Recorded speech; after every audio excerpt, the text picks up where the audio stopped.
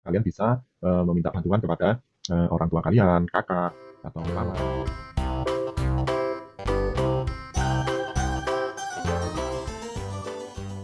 Assalamualaikum warahmatullahi wabarakatuh. Salam sejahtera bagi kita semua. Anak-anak, bagaimana kabar kalian hari ini? Tentunya Pak Guru harap semuanya dalam keadaan sehat walafiat. Amin. Masih semangat? Ya. Oke, anak-anak, hari ini kita akan melanjutkan tema yang kemarin. Kemarin kita sudah membahas tema 8, pembelajaran yang pertama. Nah, sekarang kita juga masih tetap tema 8, subtema yang pertama, tapi pembelajarannya yang kedua, yaitu aturan keselamatan di rumah. Ya, anak-anak. Nah, di sini ada gambar Udin dan teman-temannya sedang melakukan kerja bakti. Ya, kerja bakti dilakukan di halaman kelas mereka. Ya, nah ini ada percakapan. Udin, teman-teman, halaman ini masih kotor. Yuk kita bersihkan terlebih dahulu. Nah, itu kata Udin ya. Terus Benny jawab, betul, masih banyak sampah yang berserakan.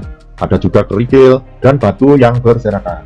Nah, benda ini dapat membahayakan diri, ya. Maksudnya membahayakan diri mereka ini ya. Mungkin nanti bisa tersandung atau terpleset kerikil, ya seperti itu. Nah, akhirnya mereka kerja bakti bersama-sama, ya. Tuh. Nah, setelah halamannya bersih, lalu mereka mulai bermain, ya.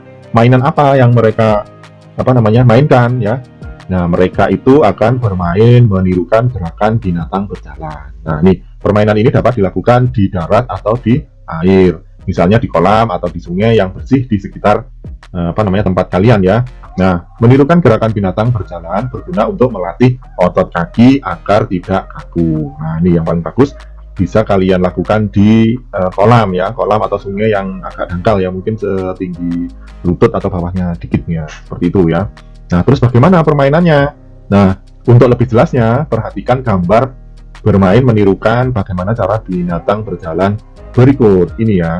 Nah, permainannya seperti ini ya. Dimulai dari kalian home pimpa dulu ya, home pimpa seperti itu. Setelah itu yang menang nanti akan membentuk lingkaran seperti ini. Nah, terus yang kalah nanti akan di tengah-tengah seperti ini. Nah, ini Udin kayaknya kalah ini ya.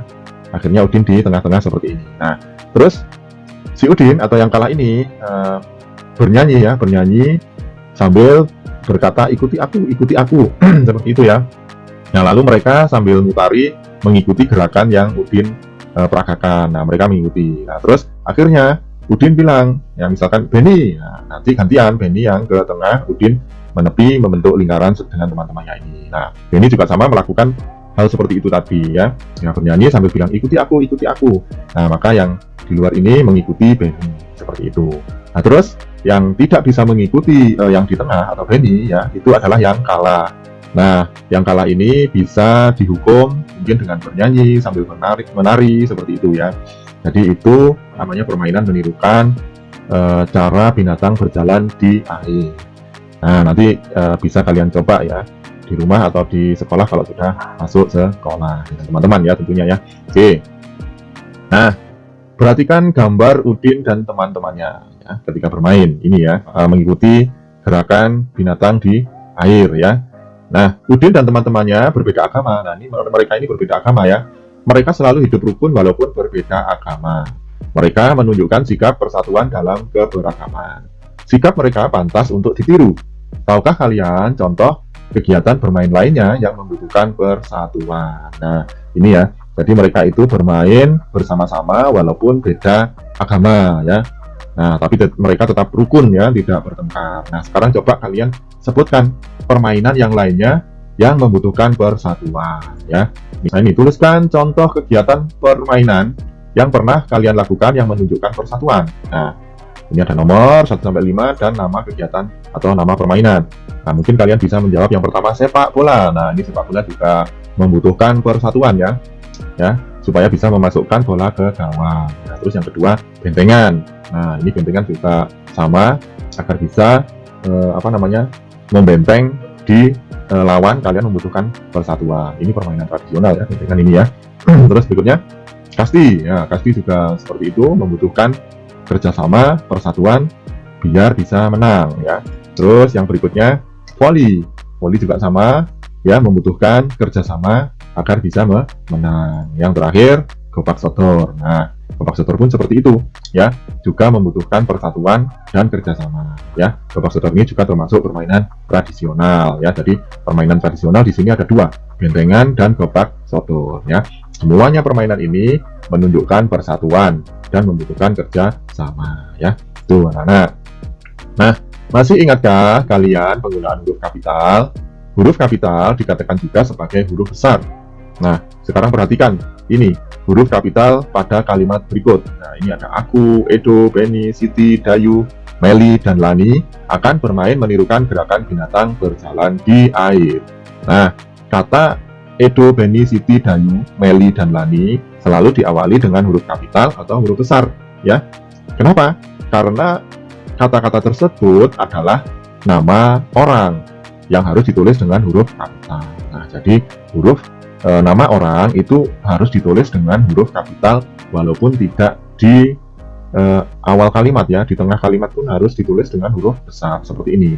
Edo, Benny, nah ini huruf besar semuanya. Nah, susunlah kata-kata berikut menjadi sebuah kalimat yang utuh.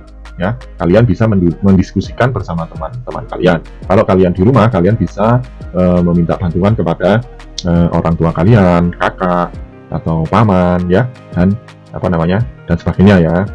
Nah, ini nomor 1, ada tong, udin, sampah, memegang. Nah, ini kira-kira jawabannya apa, ya? Ya, untuk menyusun kata. Nah, jawabannya adalah udin memegang tong sampah, ya. Jadi udin memegang tong sampah. Nah, karena udin itu nama orang, ditulis huruf besar. Selain itu juga di awal kalimat harus huruf besar. Jadi ini udin ditulis huruf besar, ya. Nah, dari sini apakah kalian sudah mengerti?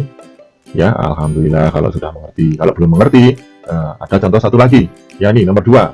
Nah, di sini ada gambar ini, ya, rumah, menyapu, halaman, Siti. Nah, kalian disuruh menyusun.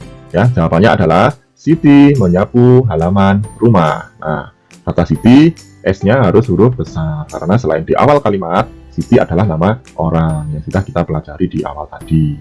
Oke, terus berikutnya.